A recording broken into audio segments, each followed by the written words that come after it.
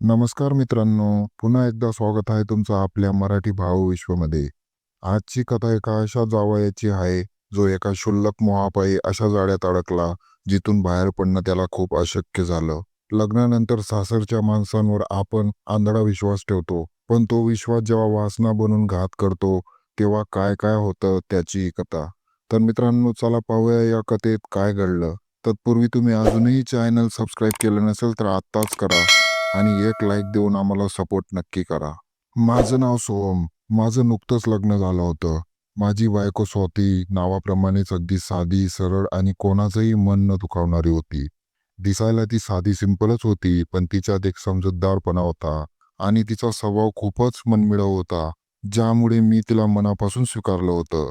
पण म्हणतात ना, कधी-कधी दिव्याखाली पण अंधार असतो. माझ्या सासूबाई म्हणजे रंजना मामी या वयाच्या 40शीत असूनही एखाद्या विशीतल्या तरुणीला लाजवतील इतक्या देखण्या आणि मनमोहक होत्या.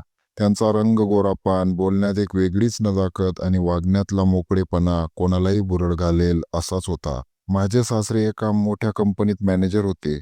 त्यामुळे कामानिमित्त त्यांना सतत बाहेरगावीच फिरावं लागायचं. घरात एक मुलगा होता, पण शिक्षणासाठी मोठ्या शहरात राहत होता. म्हणून घरात मुलाबाळांचा पण गोंगाट नव्हता. पती सतत बाहेर यामुळे रंजना मामींना घरात एकटेपणा खूप खायचा. म्हणून त्या बऱ्याचदा मला फोन करायच्या आणि तासनतास गप्पा मारायच्या. सुरुवातीला मला हे सगळं आई मुलासारखं वाटायचं, पण त्यांच्या बोलण्यातला अधिकार आणि हसण्यात खिदळण्यातला अर्थ काही वेगळाच आहे, हे मला हळूहळू जाणवू लागलं होतं. मामी इतर लोकांशी पण असंच मोकळं आणि बिंदास बोलायच्या. त्यामुळे मी अनेकदा स्वतीला किंवा मामींनाही अप्रत्यक्षपणे म्हणालो होतो की मामी, तुम्ही नवीन माणसांशी इतक्या मनमोकळेपणाने बोलू नका.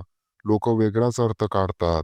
पण त्यावर त्या फक्त हसून म्हणायच्या, अहो जावई बापू, जग काय म्हणतं यापेक्षा आपल्याला काय हवंय हे खूप जास्त महत्वाचं आहे.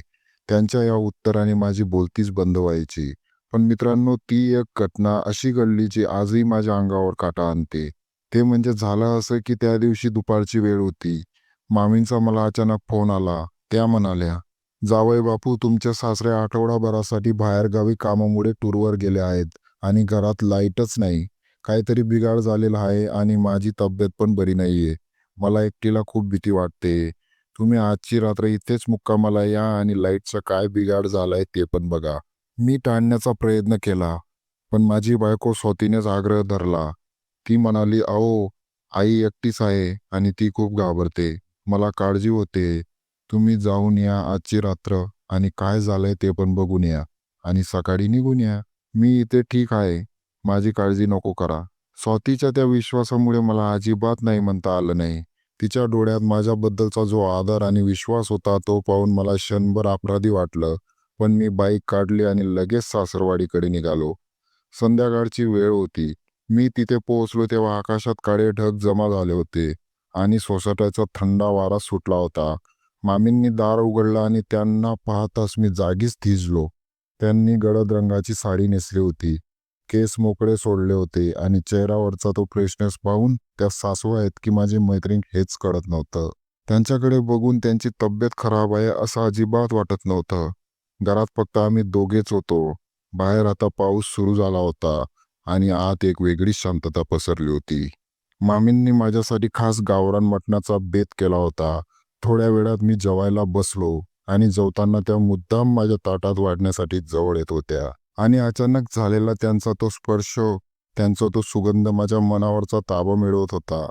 काही वेळात जेवण झाल्यावर आम्ही हॉलमध्ये गप्पा मारत बसलो होतो. बाहेरचा पाऊस आणि घरातला एकटेपणा यामुळे गप्पांचा ओघ अचानक वेगळ्याच वळणावर निघून गेला. त्या अडूच म्हणाल्या, जावई बापू, एक स्त्री म्हणून मला काय हवंय हे तुमच्या सासऱ्यांना कधीच कळालं नाही. ते फक्त पैशांच्या मागे धावतात. पण माझ्या भावनांचं काय?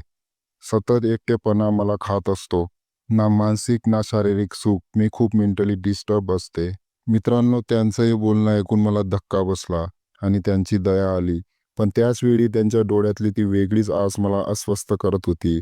गप्पांच्या ओघात रात्र बरीच झाली होती.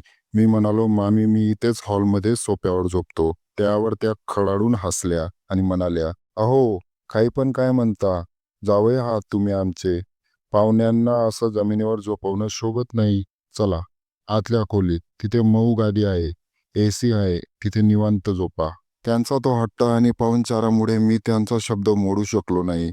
मी बेडरूममध्ये झोपायला गेलो आणि एसीच्या गारव्याने आणि मऊ गादीमुळे माझे डोळे केव्हा लागले समजलंच नाही.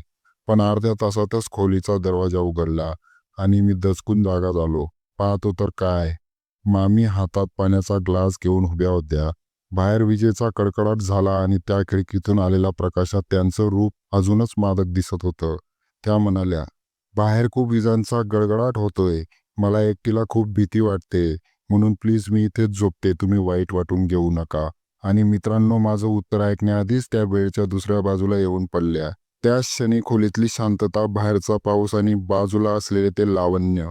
माझ्या संयमाचा बांध आता तुटला.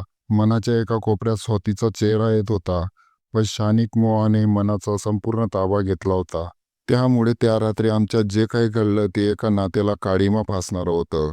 पण त्याच क्षणी आम्ही दोघेही भान विसरलो होतो आणि काय करतोय ते पण आम्हाला कळत नव्हतं. त्या रात्री नकळत आमच्याकडून खूप काही घडून गेलं, जे खूपच भयंकर आणि न पचणारं होतं. पण मी पूर्णपणे त्या काळ्या अंधारात हरलो होतो. मित्रांनो, सकाळ झाली. जेव्हा जाग आली तेव्हा पाऊस थांबला होता आणि खिडकीतून ऊन आत येत होतं. मामी स्वयंपाकघरात चहा करत होत्या, पण माझ्या मनात एक विचित्र अपराधीपणाची भावना दाटून आली होती. मी चहा न घेताच मला घाई आहे असं सांगून तिथून लगेच निघालो. त्यांनी मला थांबवण्याचा खूप प्रयत्न केला, पण मी अजिबात थांबलो नाही. घरी आल्यावर जेव्हा स्वातीने हसून माझं स्वागत केलं आणि विचारलं, तुम्ही ठीक आहात ना, तेव्हा मला स्वतःचीच लाज वाटली. तिच्या त्या निकड प्रेमासमोर माझा तो क्षणिक मोह किती कुचकामी होता हे मला आता उमजलं होतं. पण माझ्या हातून खूप मोठी चूक झाली होती, जी मी तिला कधी सांगू पण शकणार नव्हतो.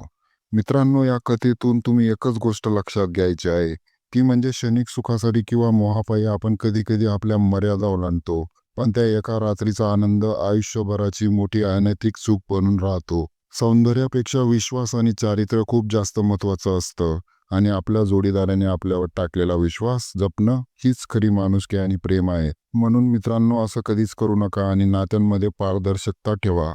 कारण एकदा तडा गेलेला काच आणि तुटलेला विश्वास पुन्हा कधीच जोडता येत नाही. कारण मित्रांनो, पश्चाताप हा अशा जखमेसारखा असतो जो कधीच भरून निघत नाही. सावध आणि सतर्क राहा. तुम्हाला ही कथा आवडली असेल तर व्हिडिओला नक्की एक लाईक करा आणि तुमचे विचार आम्हाला कमेंट करून नक्की सांगा. आणि अशाच मनाला स्पर्श करणाऱ्या कथा ऐकण्यासाठी आपल्या मराठी भावविश्व चॅनलला आत्ताच सबस्क्राईब करा. काळजी घ्या. धन्यवाद.